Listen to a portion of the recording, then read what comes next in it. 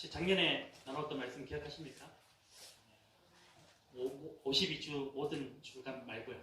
12월 30일에 마지막 주간에 나왔던 말씀 가운데 성경에서 증거하는 계시, 두 가지 종류의 계시가 있다라고 말씀을 드렸는데, 첫 번째는 어떤 계시입니까?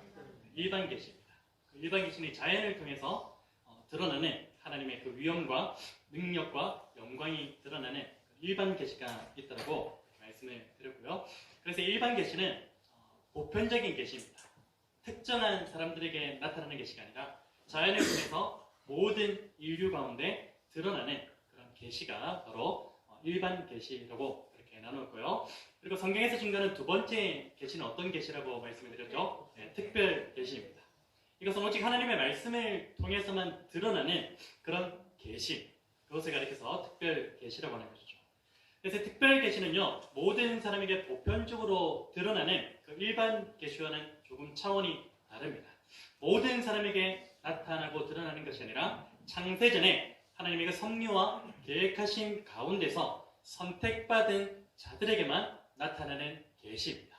오늘 저와 여러분과 같이 예수 그리스도를 믿음으로 고백한 자들, 곧 하나님의 자녀되는 권세를 가진 자들에게만 나타나는 그 계시가 바로 특별 계시인 것입니다. 그래서 마지막으로 일반 계시하고 특별 계시의 공통점 그리고 차이점에 대해서 한번 살펴보았는데, 공통점은 무엇이었습니까? 이 두 가지 계시 모두 다 하나님의 영광이 드러나고 하나님의 위엄과 능력이 드러난다는 것은 공통적으로 나타나는 부분인 것이고, 그리고 결정적인 차이점인데, 어떤 결정적인 차이점이냐면 바로 특별 계시만이 우리를 하나님의 영광 가운데로 이르게 한다. 모든 사람이 죄를 범하였음에 하나님의 영광에 이르지 못하더니 모든 사람은 하나님의 영광에 이를 수 없지만, 이 특별 계시를 통하여서 일반 계시는 절대 하나님의 영광에 이르지 못합니다. 이 특별 계시만을 통하여서 하나님의 그 영광에 이르게 됨으로써 우리 모두는 하나님의 자녀되는 그런 권세를 가지게 되었고, 그리고 특별 계시로 말미암아 우리가 구원을 얻게 되었다는 그 일부 내용들을 지난 시간에 함께 말씀을 살펴보았습니다. 오늘 본문은요, 우리가 익히 잘 알고 있는 그런 말씀입니다. 지난 여름 수련회 때, 전교인 수련회 때 이 히브리서 말씀을 전체적으로 다 살펴보았지만 사실 디테일하게 우리가 하나하나씩 그렇게 살펴보지는 않았죠. 그래서 11장 우리가 1절에서 6절까지의 말씀을 통해서 이 말씀이 과연 우리에게 어떠한 삶의 방향성을 제시하는지 말씀을 통해서 좀 함께 나누기를 원합니다. 오늘 11에서 11장은 소위 믿음장이라고 그렇게 불리는 것 다 알고 계실 겁니다. 그래서 믿음에 대한 그 부분에 대해서 오늘 중점적으로 함께 다루고자 합니다. 그 전에 우리가 한 가지 확실하게 짚고 넘어가야 될 그런 부분이 있습니다. 어떤 부분이냐면, 과연 성경에서 말하고 있는 이 믿음이라는 것은, 이 믿음은 성경만 말하고 있는 것은 아닙니다. 세상에서도 어떤 믿음을 이야기합니다. 그러나 성경에서 말하고 있는 믿음은 조금 다른 차원의 믿음입니다. 그래서 성경에서 말하고 있는 믿음은 우리가 앞서 살펴본 그 두 가지의 계시 가운데, 일반 계시와 특별 계시 가운데 어떠한 계시에 속하는 것일까? 어떤 계시에 속할까요? 당연히 특별 계시에 속하는 것입니다. 그 부분을 확실하게 짚고 넘어가야 된다는 것입니다. 여러분, 왜 이것을 우리가 확실하게 정립해야 하냐면은, 그리스도인 가운데 적지 않은 사람들이 이 믿음에 대해서 생각할 때 너무 쉽게 생각하는 경우가 있습니다. 이것이 특별 계시로 주어진 것인지도 모른 채 그냥 하루하루 의미 없이 살아가는 그런 사람들이 많기 때문입니다. 여러분, 이게 무슨 말인가 하면, 오늘 우리에게 특별 계시로 주어진 이 믿음이라는 것은 세상이 말하는 그 믿음과 별반 다를 바 없이 그렇게 여기면서 살아가고 있는 사람들이 너무나 많다는 것입니다. 한마디로 말하자면 그리스도인이 가지고 있는 이 믿음이 세상이 말하는 그 믿음과 동질화되어 버렸다는 것입니다. 세상이 말하는 믿음과 교회에서 말하는 믿음, 성경에서 가르치고 있는, 증거하고 있는 그 믿음을 일반화시키고 있는 것이 오늘날의 배척 가운데 하나라고 볼 수가 있는 것입니다. 예를 들어 보자면, 오늘 하나님의 말씀이 선포되어지는 이 강단에서 이런 류의 믿음을 강조하고 선포하는 일들이 빈번하게 일어나고 있는 것이 오늘의 실정입니다. 어떤 믿음을 강조하고 선포하는지 보십시오. 많이 들어보셨을 거예요. 여러분, 올해는 하나님께서 당신의 사업의 문을 열어주셔서 번창하게 될 줄 믿습니다. 여기에 많은 사람들이 아멘으로 반응합니다. 뭐 그것이 구차하게 따지자면 잘못된 것은 아닙니다.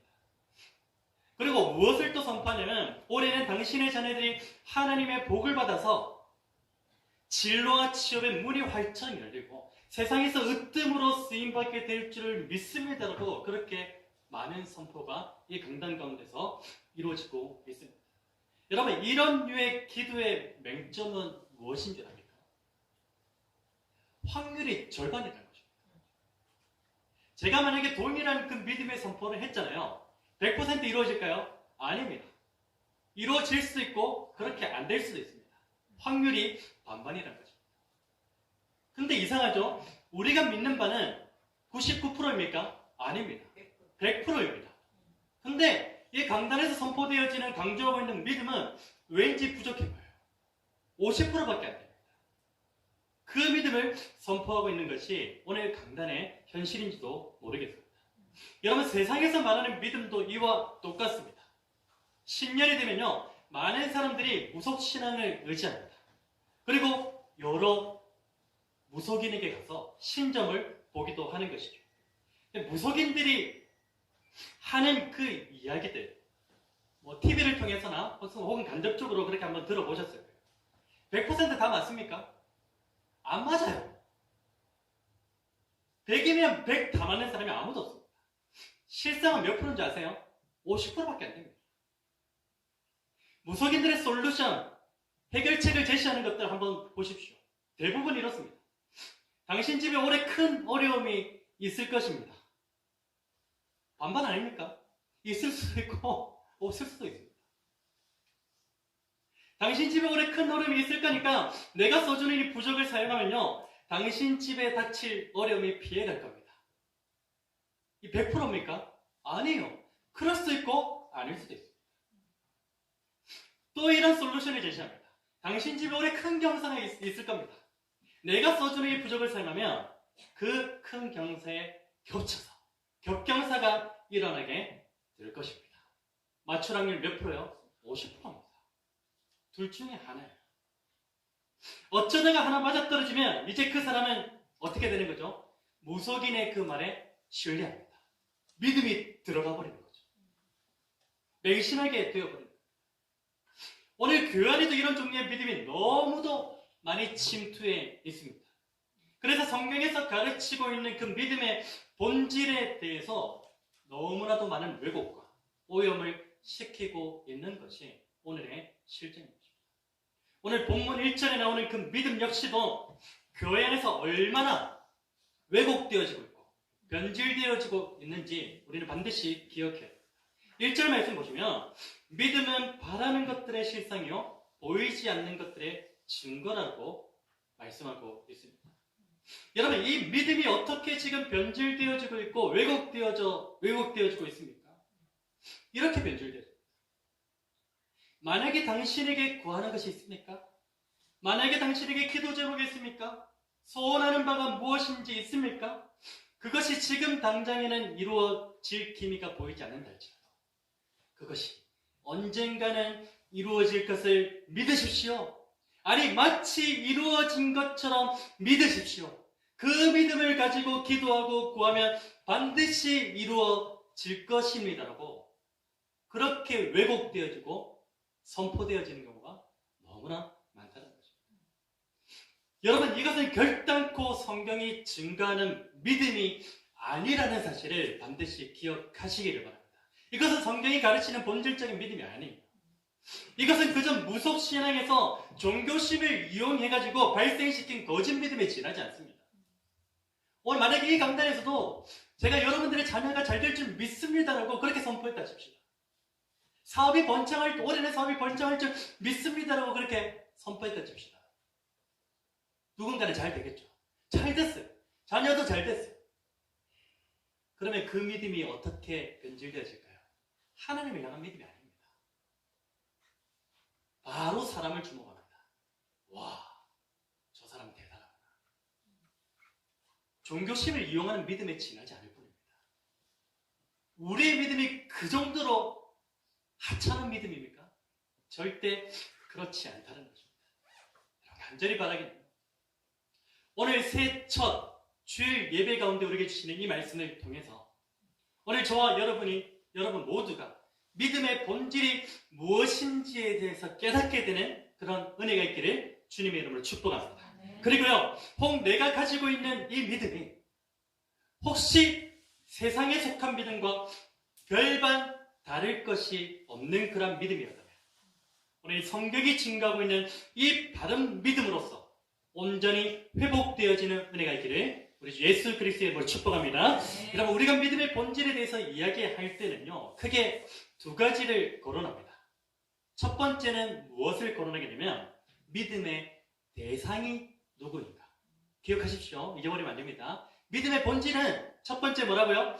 믿음의 대상이 누구인가에 대해서 거론할 수 있습니다. 그리고 두 번째는 무엇이냐면 크게 두 가지입니다. 뭐 세부적으로는 또 있겠지만 두 번째는 우리는 무엇을 믿는가 하는 것입니다. 첫 번째는 뭐라고요? 믿음의 대상이 누구인가. 두 번째는 뭐라고요? 무엇을 믿는가 합니다. 이것이 바르게 정립되어지면 오늘 저와 여러분은 흔들리지 않는 견고한 믿음을 소유하게 될 줄로 믿습니다. 여러분, 먼저 성경에서 증가하고 있는 이 믿음의 대상이 누구입니까? 누구를 믿는가에 대한 물음인 것이죠. 누구를 믿는 것입니까? 바로 살아계신 하나님을 믿는 것입니다. 구약에서는 여호와라는 그 이름으로 부르기도 한 살아계신 하나님이 우리의 믿음의 대상이 된다는 것입니다. 신약에서는 그 이름을 누구로 가리키죠? 대표적으로 예수 그리스도입니다. 예수 그리스도라는 그 이름으로 신약에서는 그 믿음이 구체화되었다고 볼 수가 있는 것입니다. 여러분, 우리 그리스도인은요, 내가 누구를 믿는지에 대한 대상이 명확해야 합니다. 그것이 오늘 저와 여러분에게 바르게 정립되어져 있는지 점검하셔야 돼요. 내가 정말로 믿는 대상이 하나님이신가? 그게 아닌 경우가 너무나 많습니다. 그게 바르게 정립되어져 명확해야 돼요. 내가 믿어야 되는 그 대상을 우리는 무엇이라고 가르쳐 말하냐면 그분을 하나님이라고 그렇게 명명하는 것이죠. 여러분, 사실 우리의 믿음의 대상이 하나님이라고 그렇게 말하기는 하지만 전능하신 하나님은 이름이 있으실 이유가 있을까요? 없을까요? 없습니다. 이름이 있으실 이유가 전혀 없으세요. 왜냐하면 그 자체로 그분은 전능하시고 그 자체로 그분은 모든 것에 뛰어나신 분이시기 때문입니다. 굳이 이름이 붙여질 이유가 없습니다. 여러분, 이 하나님이라는 존재에 대한 그 이름이 불리기 시작한 때가 언제인지 아시는 분 아실 거예요. 그때를 가리켜서 성경은 어떤 시대라고 하냐면 아담의 아들 셋이라는 아들이 있죠. 그 셋의 후예인 에노스 시대부터 하나님의 이름, 곧 여호와의 이름을 불렀다라고 증거하고 있습니다. 그 이전에는 그 하나님의 이름이 구체적으로 드러나지는 않습니다. 창세기 4장 26절에 보시면 셋도 아들을 낳고 그의 이름을 에노스라 하였으며 그때의 사람들이 비로소 여호와의 이름을 불렀더라. 하나님의 이름이 그때 명명되었다는 것을 우리에게 증거하고 있습니다. 여러분, 사실 아담의 시대에만 보아도 하나님의 존재에 대한 부분을 구체적인 이름으로 명명하지는 않습니다. 이분은 하나님이죠. 이분은 여호와죠. 그런 이름을 구체적으로 명명하지 않습니다. 정확히 말하자면 그럴 필요가 없었습니다. 왜냐하면 하나님의 이름을 명명하지 않아도 세상 모든 만물을 지으시고 다스리시는 분이 누구인지 명확하게 알고 있기 때문입니다. 그래서 그 이름이 필요가 없어요. 그런데 아담의 첫째 아들인 가인의 후예들이 본격적으로 하나님을 대항하기 시작하죠.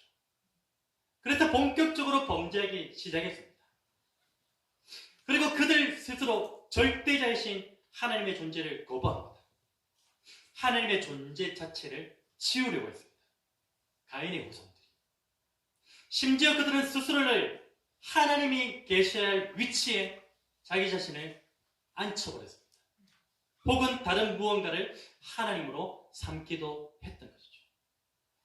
범죄한 인간 스스로가 수없이 많은 하나님을 만들어내어 버렸던 것입니다. 여러분, 이러한 배경 가운데서 하나님의 존재에 대한 그 이름이 불려질 수밖에 없었던 것입니다.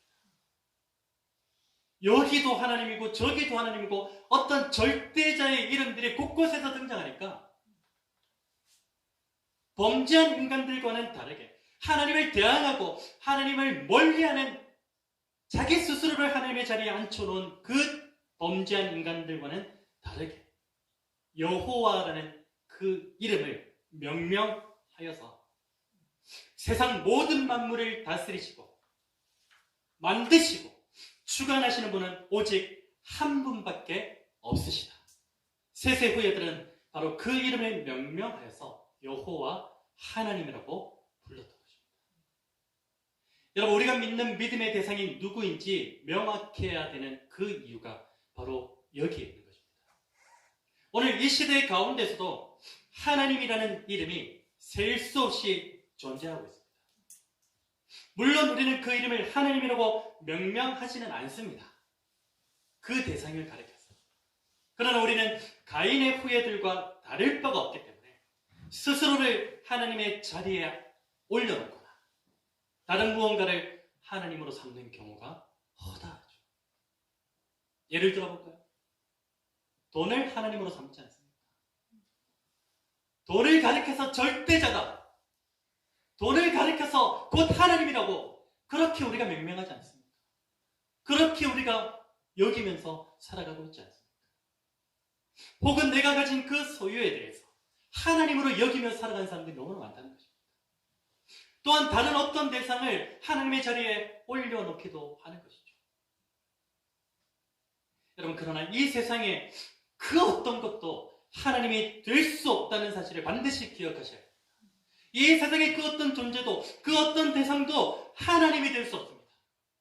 아니, 하나님이 되어서도 안 됩니다. 이 세상 모든 만물을 지으시고 다스리시고 주관하시고 그리고 나의 삶의 주인 되시고 나의 모든 것을 주관하시는 분, 무엇보다 나를 이 죄악된 세상 가운데서 구원하신 분의 이름은 단 하나입니다. 하나님 한 분 외에는 그 이름이 없다는 사실을 우리는 반드시 기억해야 할 것입니다. 사도행전 4장 12절 말씀에 이런 말씀이 있죠. 다른 이로서는 구원을 받을 수 없나니 천하 사람 중에 구원을 받을 만한 다른 이름을 우리에게 주신 일이 없습니다. 하나님만이 유일한 이름이 되어야 되는 것입니다. 오늘 저와 여러분의 삶 속에서 여러분, 오늘 저와 여러분이 믿는 대상은 누구입니까? 오늘 이 시간에 이 말씀을 통하여서 내가 믿는 대상이 누구인지에 대해서 반드시 확인하시고 확증하시고 그리고 확신하게 되는 그 은혜가 있기를 우리 주 예수 그리스도의 이름으로 축원합니다. 여러분, 이 세상 가운데는요, 인간이 알게 모르게 설정해 놓은 하나님이 무수하게 존재합니다. 그러니까 돈이 하나님이 되는 것이죠. 그러니까 가진 소유가 혹은 어떤 대상이 하나님이 되고 마는 것입니다. 그러나 이 세상에 인간이 설정해 놓은 무수히 많은 그 하나님 가운데서 우리가 믿어야 할 참 하나님은 오직 한 분밖에 없다라는 사실을 반드시 기억하시기를 바랍니다. 여러분, 그 참 하나님이 누구인지 알기 위해서는요, 믿음의 본질 두 번째가 우리의 삶 가운데 작동되어 져야 됩니다. 믿음의 본질 두 번째가 무엇입니까? 우리는 무엇을 믿는가? 여러분, 앞서 우리가 믿음의 본질에 대해서 이야기할 때 크게 두 가지로 거론된다고 그렇게 했는데, 첫 번째는 믿음의 대상이 누구입니까?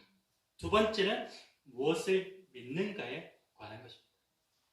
이 부분이 정말로 중요합니다. 많은 사람들이 이 부분을 놓치고 있기 때문에 믿음이 제대로 작동 안 해요. 심심하면 자빠집니다. 심심하면은 유혹에 걸려서 사단이 쳐놓은 덫에 걸려서 올무에 걸려서 넘어짐이 빈번하게 되는 것입니다. 여러분, 이 세상에는 인간이 설정해 놓은 무수히 많은 하나님이 존재한다고 그렇게 말씀을 드렸는데요. 그 가운데서 참 하나님을 분별해내는 척도와 기준이 되는 것이 바로 여기에 있습니다. 여러분, 오늘 우리가 하나님을 믿는다고 할 때 무엇을 믿는 것입니까? 하나님의 말씀을 믿는 것입니다.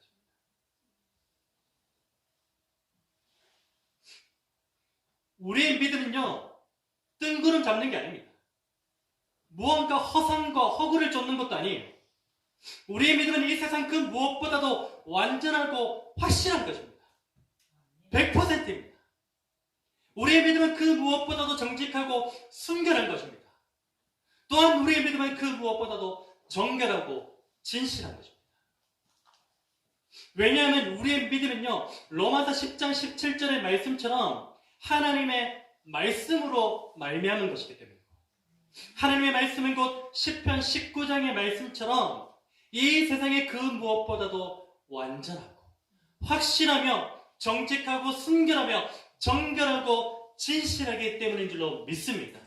그래서 그 하나님의 말씀이 우리의 믿음의 근거가 되는 것입니다. 여러분, 반드시 기억하시기를 바랍니다.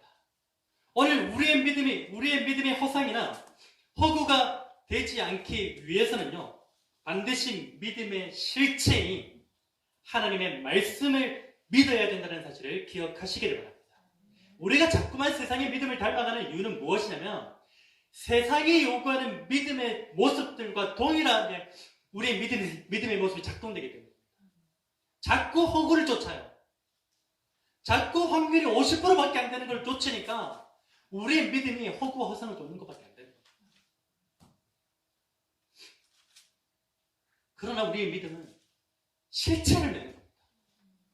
어떤 실체입니까? 하나님의 말씀입니다. 그 하나님의 말씀을 믿는 그 믿음이 있어야만 우리가 우리의 삶 가운데서 우리에게 주어진 그 믿음이 제대로 작동하게 되어 있다는 것입니다. 여러분, 그래서 우리는 날마다 어디로 나가야 됩니까? 날마다 하나님의 말씀 앞으로 나가야 돼요. 그래야 믿음이 작동되는 겁니다. 하나님의 말씀은 곧 내가 하나님에 대한 믿음을 점검하고 확인하고 확증하는 그 자리이기 때문에 오늘 저와 여러분 모두는 그곳에서부터 우리의 믿음이 출발되어져야 되는 줄 믿으시기를 바랍니다. 다른 곳에서 우리의 믿음을 출발하지 마세요. 내 생각에서, 내 상상에서, 내 뜻에서 믿음이 출발되어지는 게 아닙니다. 어디에서 믿음이 출발되어져야 되는 거요? 하나님의 말씀입니다. 실체이기 때문에, 본질이기 때문에. 그래서 날마다 하나님의 말씀 앞에 나가야 되는 거죠. 그때 그 믿음이 우리 안에 주어진, 그 말씀이 우리 안에 주어진 그 믿음을 작동하게 합니다. 살아 숨쉬게 하는 것입니다. 여러분, 성경에 기록된 믿음의 사람들 모두는 그 믿음의 근거와 출발점이 무엇이었는 줄 아십니까? 무엇이었겠어요? 하나님의 말씀입니다. 여러분, 오늘 본문에 히브리서에 기록된 그 믿음의 사람들이 무수하게 등장하죠. 그들이 무엇을 믿었겠습니까? 하나님의 말씀을 믿은 거예요. 그래서 믿음은 바라는 것들의 실상이요 보이지 않는 것들의 증거니는 무엇을 믿는가에 대한 것입니까? 하나님의 말씀을 믿는가에 대한 것입니다. 우리가 뭔가 바라고 구하고 소원하는 바가 그때 하나님에 대해 이루어질 거라는 그 믿음의 작동됨을 이야기하는 게 아닙니다. 믿음의 선조들은 무엇을 믿었다고요? 하나님의 말씀을 믿었다는 겁니다. 그게 우리 가운데 동일하게 나타나야 된다는 것입니다. 여러분, 물론 모세 시대 이후를 살아가는 우리는요, 하나님의 계시로 기록된 말씀을 믿는 것이지만 모세 시대 이전에는 말씀이 기록되어져 있지 않잖아요. 모세 시대 이전에는 무엇을 믿은 거냐면 곧 그것도 하나님의 말씀인데, 모세 시대 이전에는 하나님께로부터 직접 들은 계시, 그게 곧 하나님의 말씀인 거잖아요. 그 계시, 곧 하나님의 말씀을 듣고 그들이 믿었다는 것입니다. 여러분, 본문 4절을 보십시오. 창세기에 기록된 이 아벨과 가인의 그 제사에 대해서 아벨이 가인보다 더 나은 제사를 드렸다고 성경이 증거하고 있습니다. 창세기 기록에 보면 하나님께서 아벨과 그의 제물을 받으시고 가인과 그의 제물을 받지 않으셨다고 성경은 증거하고 있습니다. 여러분이 아벨과 가인이 하나님께 드렸던 그 제사 가운데 결정적인 차이가 무엇인 줄 아십니까? 제물의 종류입니까? 아닙니다. 제사의 형식일까요? 아닙니다. 바로 결정적인 차이는 하나님의 말씀입니다. 여러분, 아벨과 가인의 그 하나님께 제사를 드렸다는 그것이 이미 하나님께서 제사에 대한 부분을 누구에게 말씀을 하셨을까요? 계시를 하셨을까요? 그의 아버지 아담에게 계시를 하셨겠죠, 당연히. 그러니까 그들이 하나님께 제사한다는 그 자체를 알고 있는 거잖아요. 그 계시의 주된 내용이 뭐였을까요? 하나님이 아담에게 제사를 드려야 된다는 그 부분에 대해서 계시하실 때에 주된 내용이 무엇이었을까요? 바로 이것이었습니다. 어떤 제사를 하나님이 기쁘시게 받으시는가? 제물의 종류에 대해 계시하셨을까요? 아닙니다. 과연 어떤 제사가 하나님을 기쁘시게 하는가? 오늘 본문을 쫙 읽어보시면 그 답이 그대로 드러나고 있습니다. 여러분, 그 내용에 대해서는 성경이 구체적으로 언급하고 있지 않기 때문에 우리는 정확히 알 수는 없습니다. 그러나 확실한 것은 무엇이냐면 아벨은 하나님께서 계시하신 대로 제사를 드리면 하나님께서 기쁘게 받으신다는 그 사실을 믿었고, 반면에 가인은 그러하지 못했다는 것을 확실하게 알 수 있게 되는 것입니다. 여러분, 오전에 기록된 에녹도 마찬가지입니다. 창세기에 기록된 에녹의 삶은요, 두 타임으로 나눠요. 65세 이전의 삶과 65세 이후의 삶으로 나누어집니다. 65세 이후의 삶은 구체적으로 설명을 하고 있는데 이전의 삶은 어땠는지 하는 성경은 증거하지 않습니다. 구체적으로 언급하고 있지는 않습니다. 그렇지만 분명한 것은 무엇이냐면 에녹의 65세가 되던 그때에 어떤 사건이 있었는지에 대해서는 명확하게 알 수가 있습니다. 창세기 5장 21절에 보시면 이렇게 말씀합니다. 에녹은 65세에 누구를 낳았겠습니까? 무두셀라를 낳았고, 65세 때 이 무두셀라라는 이름을 통해서 그때의 이 에녹에게 어떤 사건이 일어났는지 알 수 있게 되는 대목입니다. 여러분, 무두셀라라는 그 이름의 의미는 풀어서 이런 의미가 있어요. 그가 죽을 때에 그것을 보내리라. 다시요. 그가 죽을 때에 그것을 보내리라. 여기서 말하는 그것은 무엇입니까? 심판입니다. 구체적으로는 무엇입니까? 홍수 심판입니다. 여러분, 성경의 그 연대를 계산해 보면요, 무두셀라가 죽던 그 해에 정확하게 노아 홍수가 시작됩니다. 심판이 시작됩니다. 그래서 무두셀라 이름이 그가 죽을 때에 그것을 보내리라. 여러분, 무두셀라라는 그 이름을 통해서 무엇을 알 수 있습니까? 적어도 에녹은 65세가 되는 그 시점에 하나님께로부터 어떤 계시를 받은 겁니까? 심판에 대한 계시를 받은 것입니다. 그 계시를 믿는다는 그 확증의 의미로서 아들의 이름을 뭐라고 지은 겁니까? 무드셀라라고 지은 것입니다. 하나님의 그 계시를 믿었던 겁니다. 그 말씀을 믿은 거예요. 여러분, 하나님의 계시를 받고서 믿은 이후에 에녹의 삶을 한번 보십시오. 평생을 그는 어떤 신앙을 가지며 살았습니까? 종말 신앙을 가지며 살았어요. 무드셀라가 죽을 때니까 그 죽을 때는 언제인지 아무도 모르잖아요. 그러니까 하루하루의 삶을 주님 오신다, 주님이 심판하신다, 그 믿음을 가지고 이 에녹은 그렇게 살아갔던 것입니다. 나는 그 여생을 이 종말 신앙을 가진 자로서 하나님과 동행했어요. 그리고 하나님을 기쁘시게 하는 그런 존재로 살았던 인물이 바로 에녹이라고 성경은 증거하고 있습니다. 오늘 5절 말씀 우리 함께 읽어보실까요? 5절 말씀입니다. 시작. 믿음으로 에녹은 죽음을 보지 않고 옮겨졌으니 하나님의 놀라심으로 다시 보이지 아니하였습니다. 그는 옮겨지기 전에 하나님을 기쁘시게 하는 자라는 증거를 받았느니라. 아멘. 여러분, 이 에녹이 하나님을 기쁘시게 했던 도구라고 할까요? 근거라고 할까요? 뭐였습니까? 믿음이었습니다. 정확히 말하면 어떤 믿음입니까?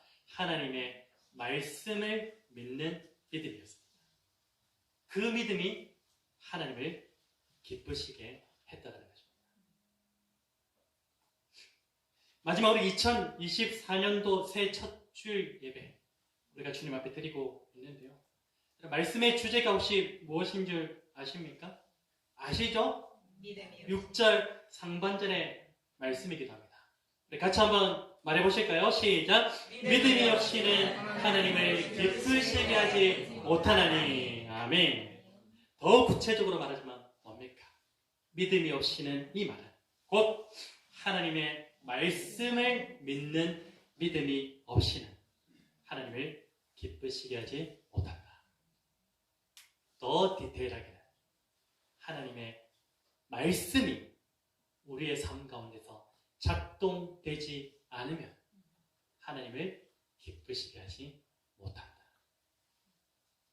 여러분, 이 말씀의 주제를 항상 오늘 저와 여러분의 가슴 깊이 새기셔서 날마다 하나님의 말씀 앞으로 나아가셔서 먼저는 그 말씀을 믿으시고 그리고 삶으로 확증하셔서 하나님을 기쁘시게 하는 저와 여러분 되시기를 우리 주 예수 그리스도의 이름으로 축원합니다. 이 말씀부터